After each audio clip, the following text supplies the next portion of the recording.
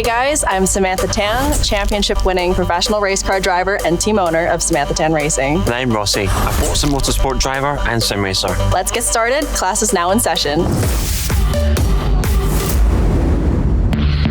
Forza Motorsport, a new cutting-edge racing sim from Turn10 Studios, just launched on October 10th. Whether you're a pro player or racing for the very first time, this class will offer up some tips and tricks to help develop your in-game skills. Before you know it, you'll be confident enough in your abilities to compete against other racers all over the world and to start climbing those leaderboards. Let's get started on today's lesson, which is all about cornering. Cornering is essentially the act of maintaining as much speed as possible while making a turn, creating the most optimal path around a track. My simple philosophy on cornering focuses on a quote that a great racing driver once said, slow in, fast out. The slow in part is the focus on braking. That way you want to get set up for the apex that's imminent. Fast out is when you want to clip the apex at its most central point, focusing imminently on your throttle. As soon as you reach the exit, that's when you really want to plant it down. The first thing I'm looking at is my braking reference and immediately looking towards the apex to guide my hands. And then as soon as I get to the apex, I'm looking at my exit point to maximize throttle and get as much exit speed as possible. Let's start with the basics and the driveline assist. If you're new to the game, here's how it works.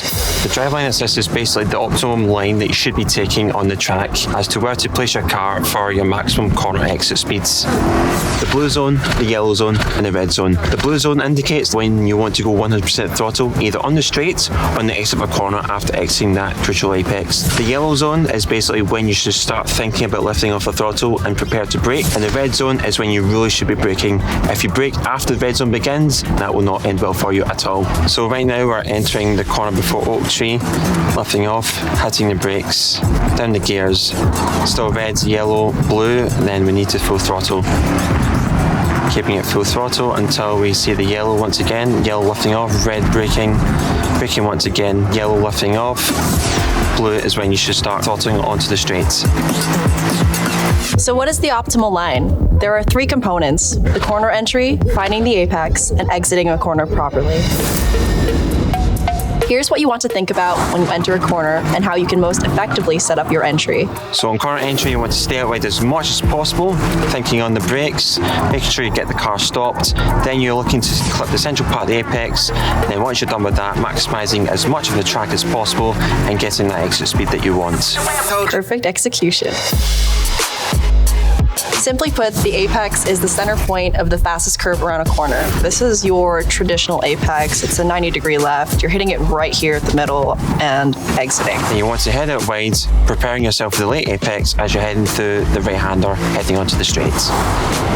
And then right here through the very fast S's, you definitely want to have a late apex in all of these corners.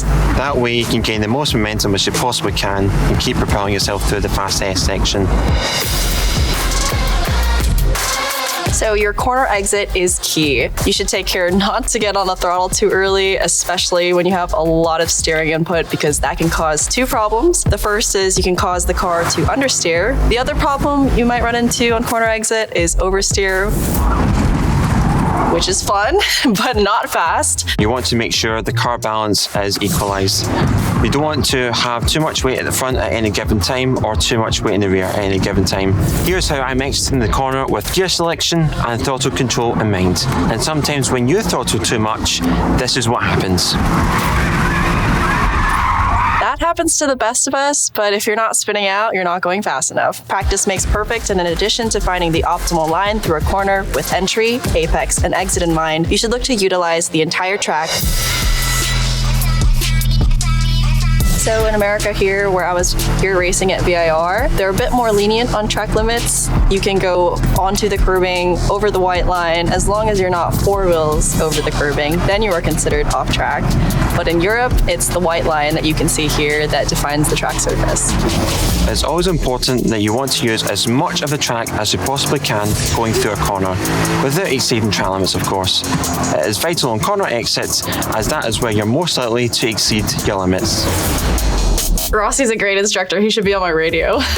So, what have we learned about cornering? Driveline assist, corner entry, finding the apex, and then exiting with speed. Utilising the entire track and keeping rumble strips in mind. Thanks for joining Rossi and I to learn all about cornering in Forza Motorsport.